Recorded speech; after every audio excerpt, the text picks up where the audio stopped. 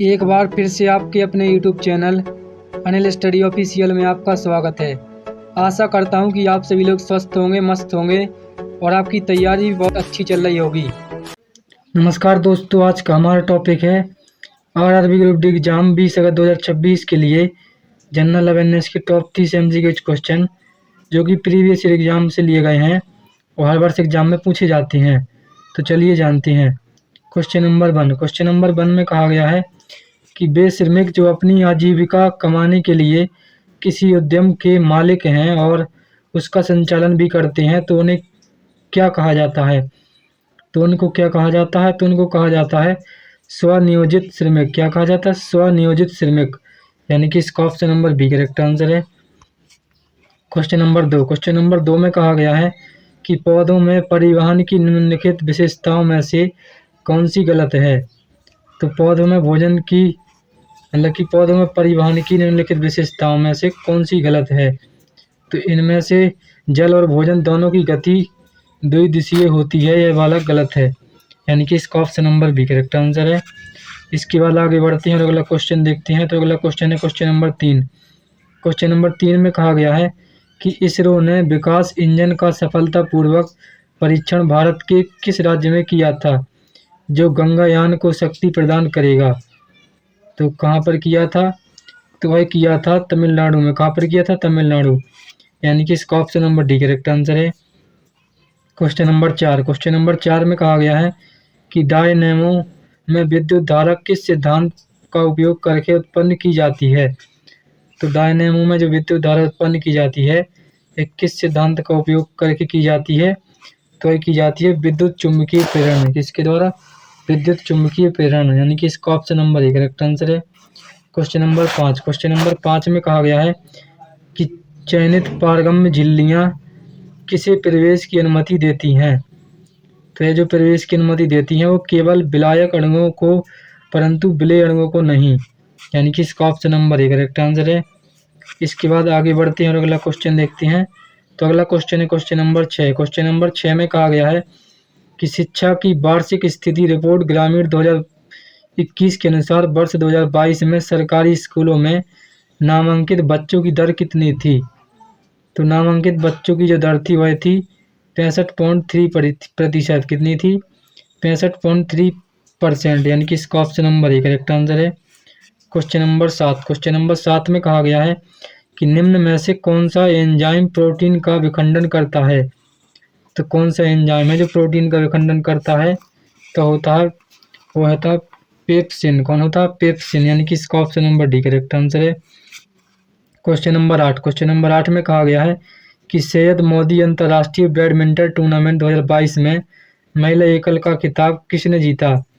तो महिला एकल का खिताब जो जीता था वह जीता था पीवी सिंधु ने। किसने?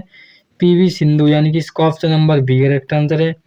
इसके बाद अगला क्वेश्चन है क्वेश्चन नंबर 9। क्वेश्चन नंबर 9 में कहा गया है कि श्वेत प्रकाश का कांच के प्रिज्म में प्रवेश करते ही 7 घटकों में विभाजित होना क्या कहलाता है?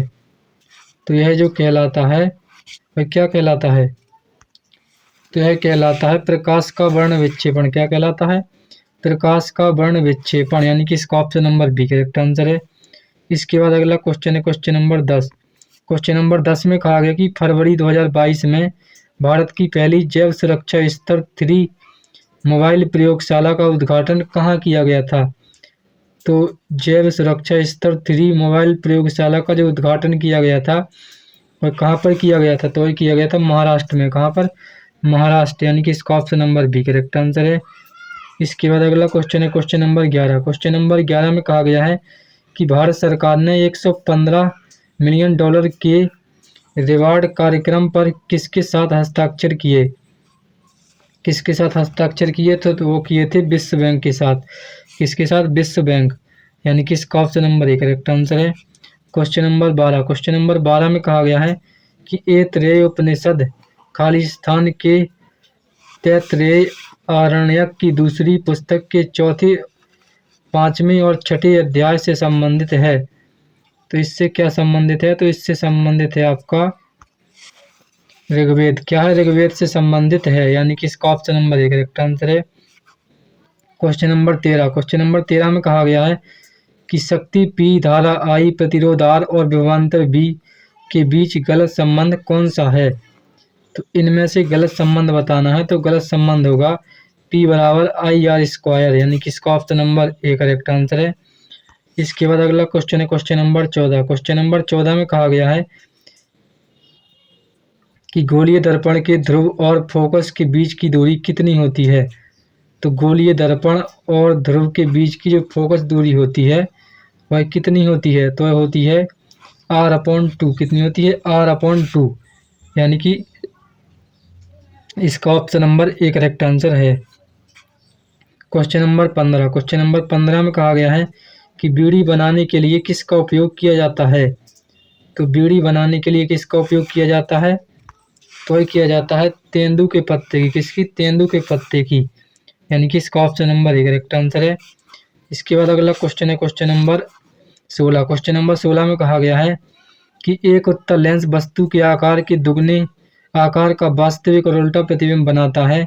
लेंस का आवर्धन कितना होगा। तो लेंस का जो आवर्धन होगा वो होगा -2। कितना होगा? -2, यानी कि इसका option number B correct answer है। Question number 17। क्वेश्चन नंबर 17 में कहा गया है कि 10 जनवरी 2006 को सप्ताह का कौन सा दिन था। तो 10 जनवरी 2006 को सप्ताह का कौन सा दिन था। तो यह था मंगलवार। कौन सा दिन था? मंगलवार, यानी कि इसका option number B correct answer है। Question number 18। क्वेश्चन नंबर 18 में कहा गया है कि फरवरी 2022 में भारतीय दिवाला एवं शोधन अक्षमता बोर्ड IBBI का अध्यक्ष किसे नियुक्त किया गया था। तो किसे नियुक्त किया गया था। तो वह किया गया था रवि मित्तल। किसको? रवि मित्तल, यानी कि इसका option number C correct answer है। इसके बाद आगे बढ़ते हैं और अगला क्वेश्चन देखते हैं। तो अगला क्वेश्चन आपकी स्क्रीन पर आ चुका है, क्वेश्चन नंबर 19। क्वेश्चन नंबर 19 में कहा गया है कि मार्च 2021 तक पवन ऊर्जा में भारत का विश्व में कौन सा स्थान था। तो मार्च 2021 तक पवन ऊर्जा में जो भारत का स्थान था वह कौन सा था। तो भारत का स्थान था चौथा। कौन सा था? चौथा, यानी कि इसका option number C correct answer है। Question number 20। क्वेश्चन नंबर 20 में कहा गया है कि खाली स्थान के पौधे की पत्तियों में मेथिनोइक अम्ल पाया जाता है। तो किसके कौन से पौधे के पत्ते में मेथिनोइक अम्ल पाया जाता है। तो वह पाया जाता है बिच्छू बूटी। किसकी? बिच्छू बूटी, यानी कि इसका option number D correct answer है। इसके बाद अगला क्वेश्चन है क्वेश्चन नंबर 21। क्वेश्चन नंबर 21 में कहा गया है कि समांतर क्रम में जुड़े कई प्रतिरोधों के लिए कौन से कथन सत्य हैं। तो समांतर क्रम में जुड़े प्रतिरोधों के लिए कौन सा कथन सत्य है। कौन सा कथन सत्य है। तो वह है आपका बी करेक्ट आंसर होगा, यानी कि पहला और तीसरा, यानी कि सभी प्रतिरोध दो दिए गए बिंदुओं के बीच संयोजित है। और तीसरे में कहा गया कि प्रत्येक प्रतिरोध के टर्मिनलों के बीच विभवांतर समान होता है। इसके बाद आगे बढ़ते हैं और अगला क्वेश्चन देखते हैं। तो अगला क्वेश्चन है क्वेश्चन नंबर 22। क्वेश्चन नंबर 22 में कहा गया है कि ईस्टर टोकरी किस धर्म से संबंधित है। तो ईस्टर टोकरी जो होता है यह ईसाई धर्म से संबंधित होता है। किससे होता है? ईसाई धर्म, यानी कि इसका option number B correct answer है। Question number 23। क्वेश्चन नंबर 23 में कहा गया है कि एक लेंस द्वारा उत्पन्न आवर्धन 1/2 है। तो लेंस द्वारा बने प्रतिबिंब की प्रकृति और तुलनात्मक आकार क्या होगा। तो इसकी प्रकृति और जो आकार होगा वो कैसा होगा। तो होगा वास्तविक, उल्टा और छोटा। कैसा होगा? वास्तविक, उल्टा और छोटा, यानी कि इसका option number A correct answer है। इसके बाद अगला क्वेश्चन है क्वेश्चन नंबर 24। क्वेश्चन नंबर 24 में कहा गया है कि भारत को कितने भौगोलिक भागों क्षेत्रों में बांटा गया है। तो भारत को 8 भौगोलिक भागों या क्षेत्रों में बांटा गया है, यानी कि इसका option number D correct answer है। Question number 25। क्वेश्चन नंबर 25 में कहा गया है कि भोपाल गैस त्रासदी के दौरान यूनियन कार्बाइड के अध्यक्ष कौन थे। तो भोपाल त्रासदी के दौरान यूनियन कार्बाइड के अध्यक्ष कौन थे। तो इसके अध्यक्ष जो थे वह थे वॉरेन एंडरसन। कौन थे? वॉरेन एंडरसन, यानी कि इसका option number C correct answer है। इसके बाद अगला क्वेश्चन है क्वेश्चन नंबर 26। क्वेश्चन नंबर 26 में कहा गया है कि भारत में पहला नगर निगम 1688 में ब्रिटिश काल के दौरान किस पूर्व प्रेसिडेंसी टाउन में स्थापित किया गया था। तो कहाँ पर किया गया था, तो ये किया गया था मद्रास में। कहाँ पर, मद्रास, यानी कि इसका option number C correct answer है। इसके बाद अगला क्वेश्चन है क्वेश्चन नंबर 27। क्वेश्चन नंबर 27 में कहा गया है कि भारतीय संविधान में कितने देशों से विशेषताएं ली गई हैं। तो भारतीय संविधान में जो विशेषताएं ली गई हैं ये 13 देश के संविधानों से ली गई हैं, यानी कि इसका ऑप्शन नंबर 1 करेक्ट आंसर है। अगला क्वेश्चन है क्वेश्चन नंबर 28। क्वेश्चन नंबर 28 में कहा गया है कि वर्ष 2021 में नीरज चोपड़ा ने किस ओलंपिक में एथलेटिक्स में भारत का पहला स्वर्ण पदक जीता था। तो किस ओलंपिक में भारत के लिए पहला स्वर्ण पदक जीता था, कहाँ पर जीता था, तो वह स्वर्ण पदक जो जीता था वह जीता था टोक्यो में। कहाँ पर, टोक्यो, यानी कि इसका option number B correct answer है। Question number 29। क्वेश्चन नंबर 29 में कहा गया है कि भारतीय संविधान की संघीय व्यवस्था के संबंध में कौन सी विशेषता सही है।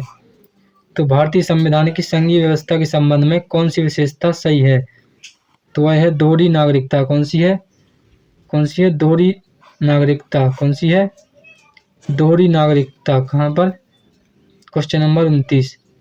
तो यानी कि संसद के उच्च सदन में सभी राज्यों का समान प्रतिनिधित्व, यानी कि इसका option number C correct answer है।